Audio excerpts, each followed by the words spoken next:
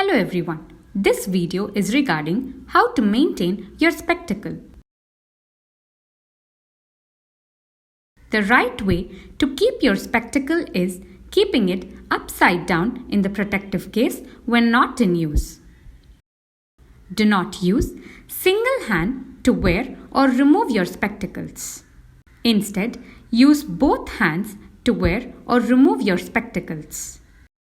When placing your spectacle on a flat surface, do not keep it facing downwards since scratches might occur.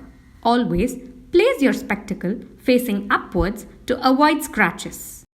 Do not clean spectacles using harsh materials. The right way to clean your spectacle lens is with the given cleaning cloth and solution. If you follow all these, the lifespan of the spectacle will last long. When to change new glasses? When your lens is broken, it is suggested to change the lens. When your lens has scratches which is affecting your usable vision, then it is recommended to change a new lens.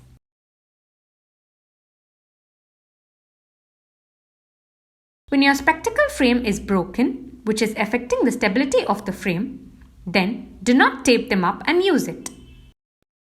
Visual difference between a good and a bad spectacle.